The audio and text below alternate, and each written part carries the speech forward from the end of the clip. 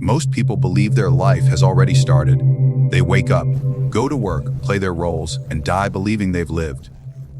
But deep down, something feels off. They're restless, anxious, and unfulfilled. Why? Because they've never really begun. In this video, we will uncover the brutal truth. Life does not begin when you're born. It begins when you finally rebel against the lies you've been told, face your inner abyss, and become the architect of your own becoming. You were not born free. You were born into a system, a carefully arranged theater of obedience, morality, and expectation. From the moment you took your first breath, roles were already prepared for you. You were not asked who you were. You were told who you are. You were given a name, a nationality, a religion, a gender, boxes to fold yourself into, silently and without rebellion. And you did, not because you understood them, but because you were small and needed love. Because you feared being abandoned by those who smiled when you played the part. This is the first deception, the quiet, invisible one. You think you are living. You think life began because your body grew taller, your voice deepened, or you received praise for being good. But in reality, the self that now looks back at you in the mirror is not truly you. It is a construction, a mask molded from the hands of your family, your culture, and your fears. The false self, polished, polite, pleasing, becomes your prison, a prison so elegant, so familiar, that you begin to call it home. The false self is not merely a persona, it is a betrayal. It is the version of you that sacrificed truth for approval. It says, yes, when you want to scream, no. It bows when you want to rise. It walks the path others have drawn, all while whispering that this is what it means to be alive. But deep beneath its surface, something ancient stirs. The original self, wild and untamed, buried alive beneath layers of obedience. Every society, every religion, every schoolroom conspires to keep this buried self asleep. It tells you that to be accepted is to be safe. That to be ordinary is to be virtuous. That to be quiet is to be wise. And so you decorate the walls of your cell with diplomas and praise. You chase careers not because they set your soul on fire, but because they promise a salary. You enter relationships not out of passion, but out of fear. Fear of being alone, of being unloved, of being questioned. All of this is survival, but it is not life. To destroy the false self is not a pleasant affair. It is a violent unmasking. It is the moment you no longer flinch when someone disapproves. When you no longer feel compelled to smile at mediocrity. When you rip the roots of inherited beliefs from your psyche and throw them into the fire. The destruction is painful because it demands truth, and truth has always been crucified by comfort. Some call it a breakdown, others call it a midlife crisis. But those names are lies meant to pathologize awakening. The reality is that you are not breaking down. You are shedding skin. You are no longer able to tolerate the performance. The applause means nothing. The smiles feel plastic. The career you once prayed for now suffocates you. You sense, perhaps for the first time, that you have been acting in someone else's play, and the role no longer fits. It is in this moment, this sacred collapse, that something real begins to pulse. The beginning of life does not come with celebration. It comes with silence, with solitude, with the unbearable weight of freedom. There are no maps, no rules, no guarantees, and that is precisely the point. The real self does not emerge in structure, it emerges in chaos. In the ashes of everything that once made you feel safe. To kill the false self is not a single act. It is a war of attrition, a dismantling of layers. The good child, the obedient student, the loyal citizen, the passive lover. Each layer peeled back reveals something more raw, more untamed, more dangerous. This danger is not evil, it is simply uncontrollable, and the world fears what it cannot control. You will be called selfish. You will be told you've changed, and you will have. Because for the first time, your life will not be an echo, it will be a declaration. You will no longer seek permission to exist.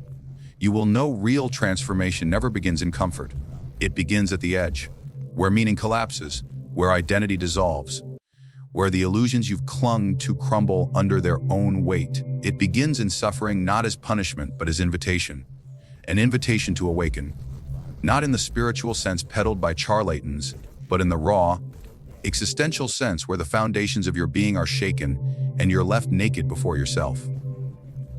Most live in a sleep so deep they mistake it for peace. Their days are structured, predictable, dull, and they call it stability. But underneath the smiles and routines, there is a slow suffocation, a kind of spiritual claustrophobia that no amount of productivity or distraction can relieve. That silent ache is not a flaw. It is the warning bell of your real life, desperately trying to be heard through the noise of conformity. It grows louder in moments of stillness, late at night, early in the morning, during heartbreak, after betrayal. It is the voice you've spent your life silencing. And when it finally breaks through, it does so as pain. There is a moment that comes for everyone. A private, hidden hour when nothing makes sense anymore. When the job becomes a meaningless routine, when relationships feel like performances, when every goal you've achieved tastes like ash. The world continues spinning, but you are unmoved. People call it depression. They call it crisis. They call it failure. But what it truly is the disintegration of the lie. It is the prelude to transformation. It is the darkness before the self begins to form. The edge of suffering is sacred. It is where the old you begins to rot, and something new, something terrifyingly unknown begins to stir. You are no longer who you were, but not yet who you will become. This between is agony. The loss of certainty, the collapse of identity, the unbearable silence of not knowing what comes next. All of it converges into a single truth. You cannot go back, and yet the world urges you to. It begs you to numb yourself, to medicate your despair, to return to the herd, to be useful, productive. It does not want you to cross the threshold, because if you do, you become uncontrollable. You begin to question everything: your beliefs, your history, your purpose. And when you question deeply enough, the entire architecture of your false life begins to fall apart. This is where most retreat. They feel the pull of freedom but cannot bear its loneliness. They feel the weight of self, responsibility, and run back to dependency. They fear the silence and return to noise. But those who remain, those who stand at the edge of suffering and refuse to look away, they are the ones who begin to live. Suffering reveals the truth that no book or teacher can offer. It shows you what you truly value, what you truly fear, and what you're truly made of. When your illusions are stripped away, when comfort is no longer an option, you begin to see reality without the veil. The people who surrounded you may vanish. The roles you once played may feel repulsive. But what rises in their place is something feral, honest, and alive. You realize that meaning cannot be inherited. It must be forged. And to forge it, you must burn. You must be willing to let go of everything. Your goals, your idols, your definitions of success, and enter the void with empty hands. This void is not death.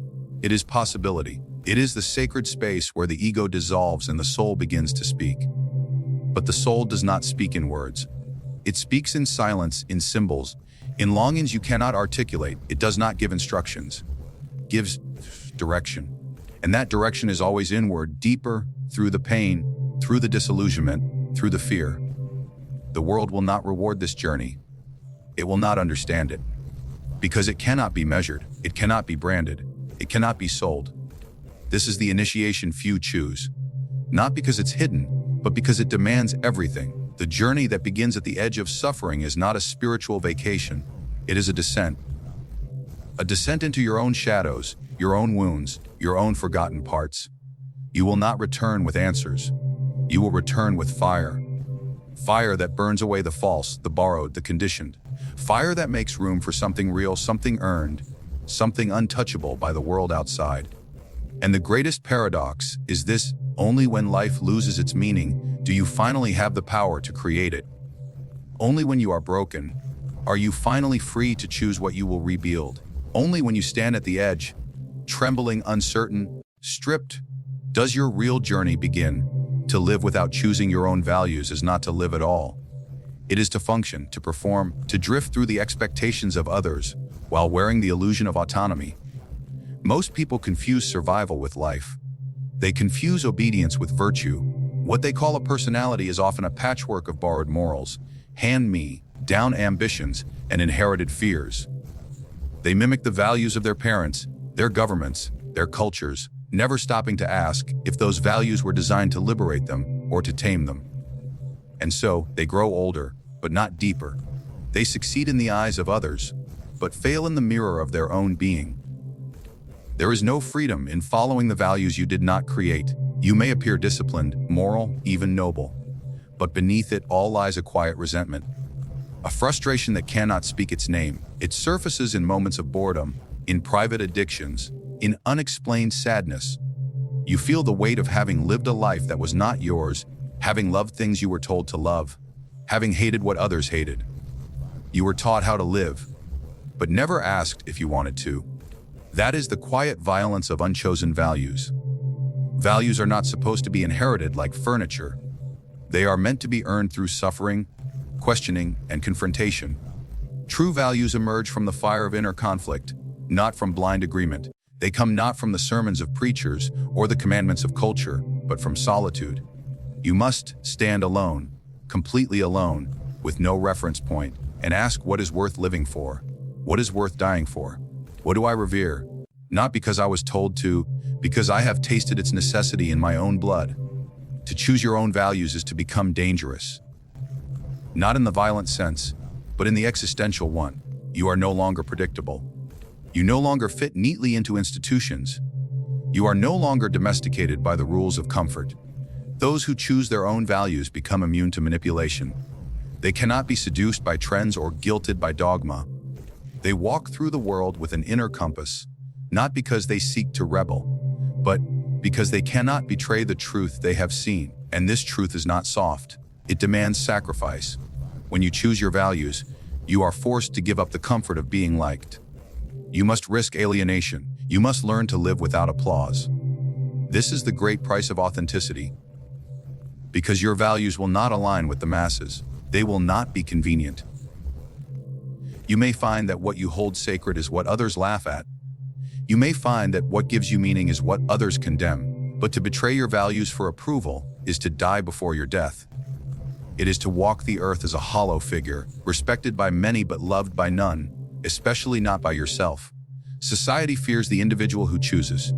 It prefers the obedient, the agreeable, easily offended. It gives you pre-packaged morality, slogans disguised as depth, ideologies masked as identity. These are not values, they are distractions.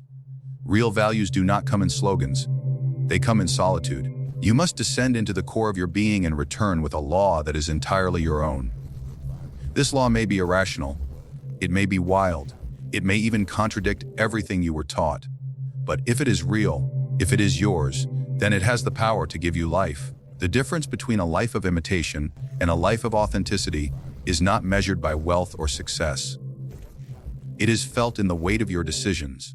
When you act, do you act from fear or from alignment? When you speak, do your words come from habit or from conviction? When you choose, are you avoiding yourself or facing yourself? The individual who chooses their own values is no longer a puppet. They are not owned by fear or guilt or desire. They are not chained by the ghosts of expectation. They may walk alone, but every step is theirs.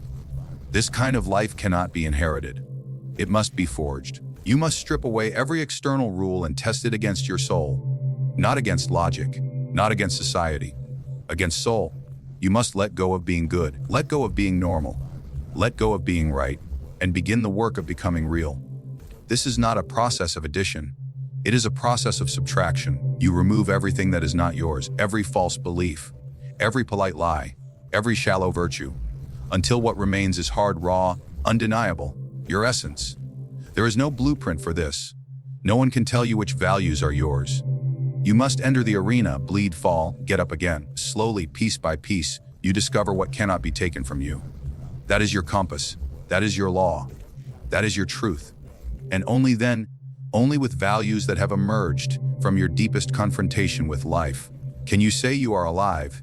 You were not meant to inherit your existence like a dusty heirloom passed down through generations. You were not born to live out the faded dreams of your ancestors, nor to follow the worn-out scripts that others call tradition. Real life does not begin when you are born.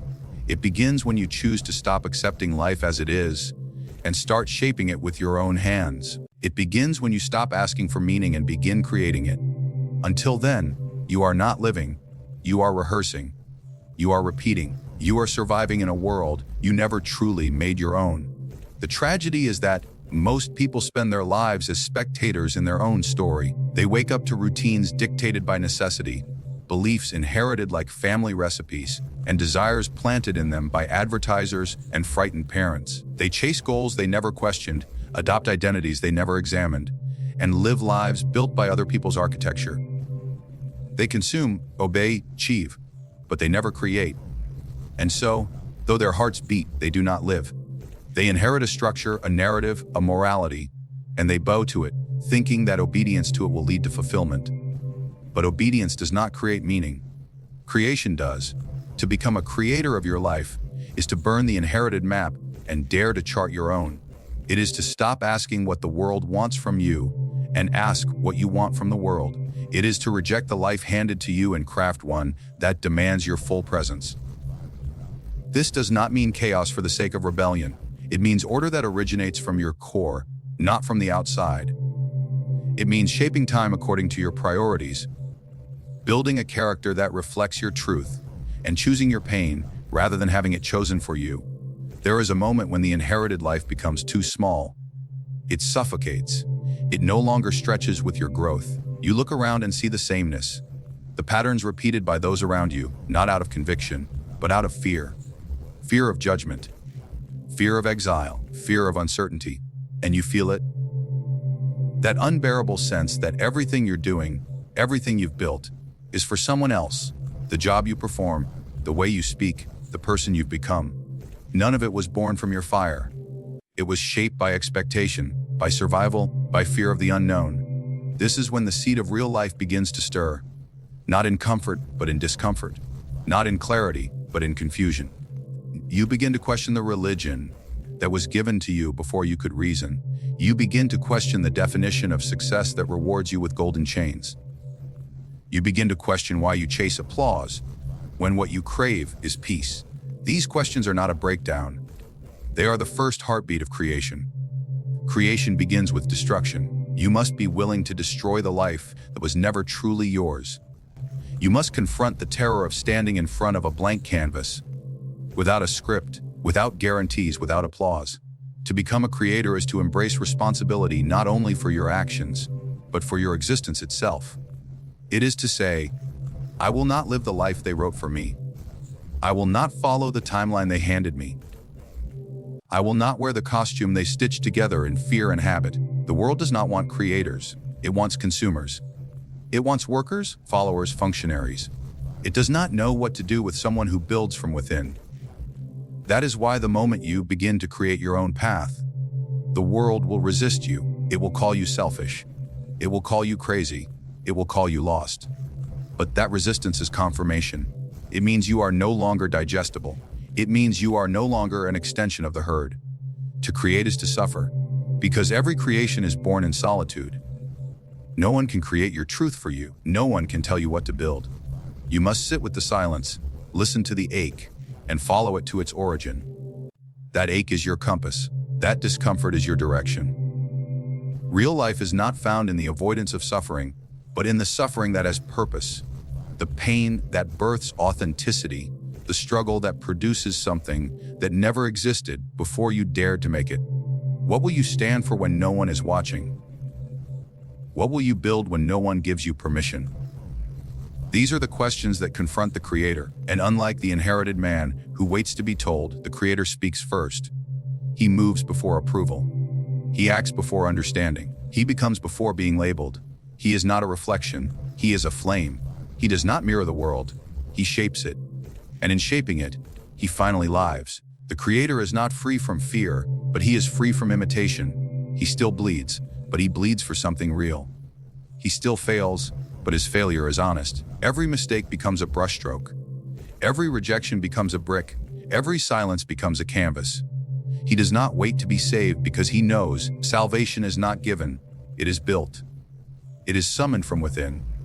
It is the reward for becoming the sculptor of your own destiny, the composer of your own music, the architect of your own soul. Your real life does not begin when you are born, nor when society decides you are ready. It begins the moment you wake up from the dream, the moment you stop following and begin forging, the moment you dare to stand alone, naked before the abyss, and say, I will create, not inherit. I will choose, not obey. I will suffer, not shrink. I will live, not perform. This life, your real life, demands everything. It will strip you of comfort, of approval, of safety. But what it offers in return is beyond reward. It offers authenticity. It offers power. It offers the sacred fire of becoming.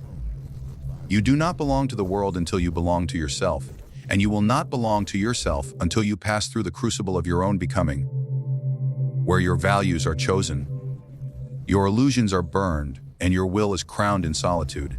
The herd will not understand. Let them sleep. Let them call you arrogant, deluded, mad. But do not look back. Real life has no place for apologies, no use for compromise, and no tolerance for self-betrayal. It belongs only to those who are willing to destroy everything false within them to give birth to something true. So ask yourself, not tomorrow, not when it's convenient, but now have I begun to live? Or am I still rehearsing a life I never chose? Because your real life is waiting, and it begins the moment you decide to become the one who creates it.